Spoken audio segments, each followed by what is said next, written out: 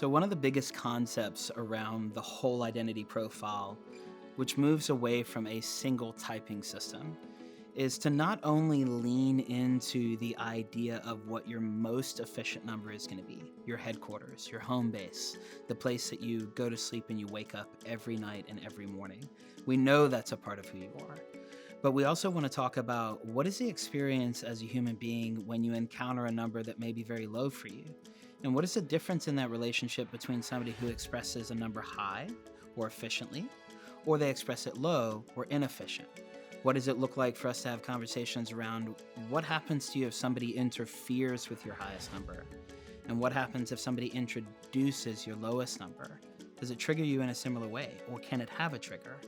What does it look like to be really efficient and really strong and really effective in a high number, but then be struggling to introduce or to utilize that number if it's low for you?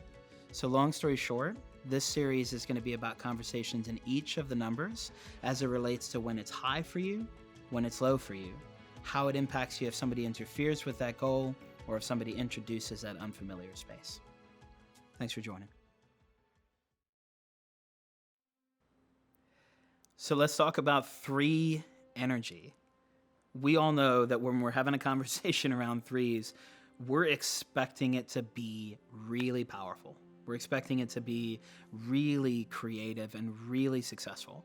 But I want you to step back from how we have stereotyped the idea of a 3 just simply being an achiever. Take that title off the table and think about your personal relationship with what you make and what you create and who you are as a creation and what your relationship with creativity is. Because remember, the 3 energy and 3 space is not exclusive to an individual human being. It is the natural human capacity for achievement. And every single one of us in the world has the capacity to look at our lives and say, what have I achieved? And here's the thing. As soon as somebody's watching this and goes, I haven't achieved anything, you have a relationship with achievement because you're able to say what you haven't achieved, just as much as someone's able to say what they have achieved. So just because it isn't present or it isn't a natural part of your life doesn't mean that you don't have a context for it. So what I'm talking about is the human capacity for achievement. What have we done in terms of being motivated or seeking what we create or our own creativity? Also, the natural gift of a 3 is confidence. So what is your personal relationship with confidence? So as we consider our relationship with the 3 space and 3 energy, what is our relationship with words like confidence and creativity and achievement or success or goal setting? Something to consider as we talk through this. So when you're high in a 3, you're looking at a situation where, whether you are aware of it or not, from an autopilot, default, hardwired, predisposed space, you have to have some degree of achievement or success or goal setting or metric or creation or doing and making in your life in order to have a sense of what is life-giving. If you don't make something that you can be judged or measured by, and it isn't weighed and measured, you don't have a framework for being able to go, am I successful?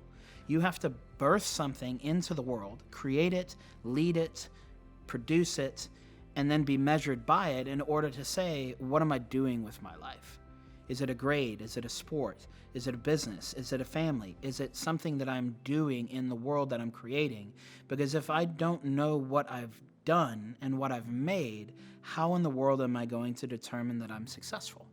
So if you're efficient in a 3, for you to wake up in the morning and desire to create and to do something with what you've been given is natural. In order for you to do it less, you'd actually have to actively try to make less things happen.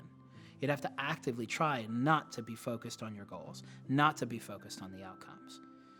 Are you naturally moving to a space where people are like, man, I see that guy or I see that girl or I see that person, and they are just so confident. Like their capacity to have a skill, to just naturally move into the world in terms of confidence, they just have it in spades. So what is your relationship with confidence? If you're high on a 3, your lived experience told you if you don't demonstrate a skill, provide some sort of resource and outcome to produce, to show up, to be confident, if you don't do that on a regular basis, things will go badly. Or if you do it on a regular basis, things will go really, really well. And this is oftentimes what you see with folks who are really successful and really confident. The world has reinforced that experience for them. How many times have each of us encountered a new baby that we found attractive and we automatically go, oh my God, look at that baby. And then you meet a baby that might have a cleft palate, or it might have some sort of physical abnormality, or it might be differently abled, and we don't move into that space of automatically celebrating who they are and how they were made.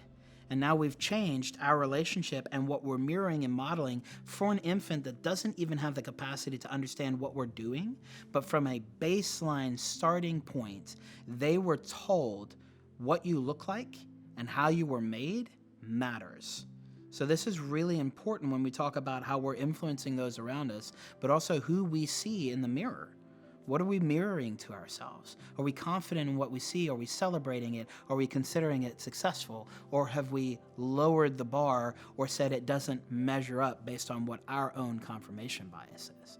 There's a lot in the nature of how we encounter a 3 space. And for what it's worth, if you're high in a 3, just because you're confident doesn't mean you confide in anybody. And oftentimes I find that 3s who are really confident have no confidants.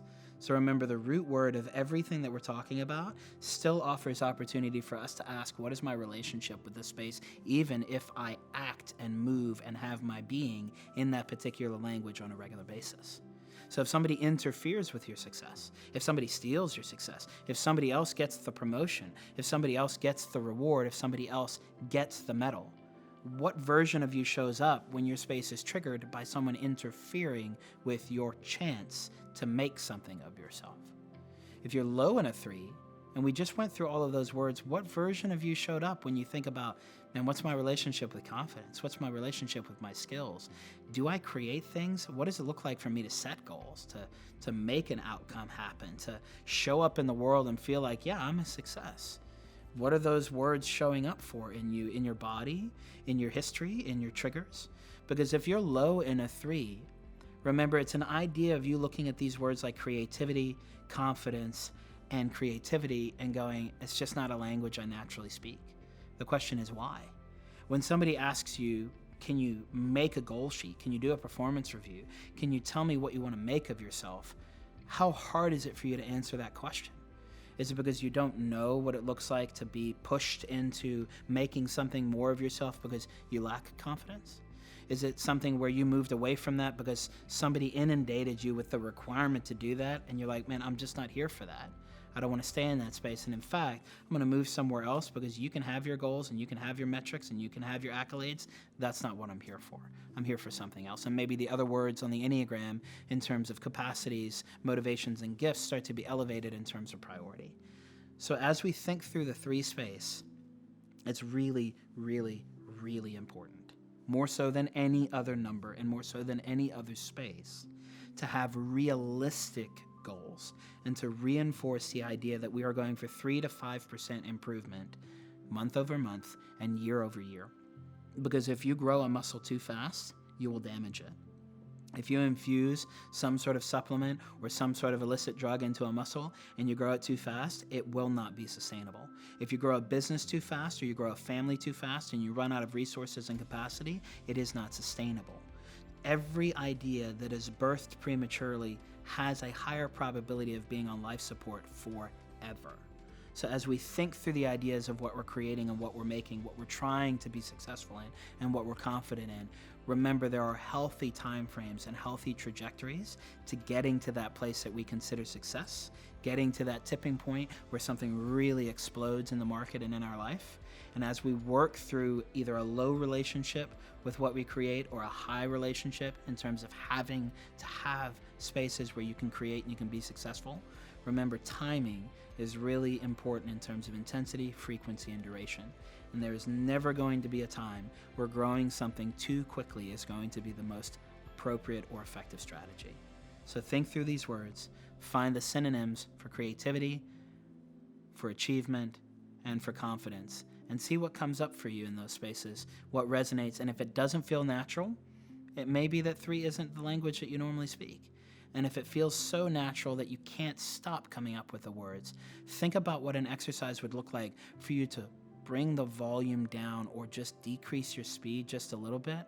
Because remember, and this is for folks who are high in 3, if you're going 150 miles an hour and you let off the gas just a touch, you can change the amount of speed that you're using or the amount of fuel that you're using without losing momentum. Because if you go from 150 to 120, you still have full capacity to stay ahead of everybody. So just because you slow down doesn't mean you're losing, and doesn't mean that you're losing momentum. And if you're low in a 3, for you to set a goal and to check off a box and to allow yourself to celebrate the fact that you did succeed and to build confidence, maybe that's a space where you can also confide in others that it's hard for you to be confident. Because whether you're high in 3 or you're low in 3, the vulnerability of letting someone know where your true nature of confidence lies, particular to you based on your lived experience, is going to be a powerful, powerful space to be. Thanks so much.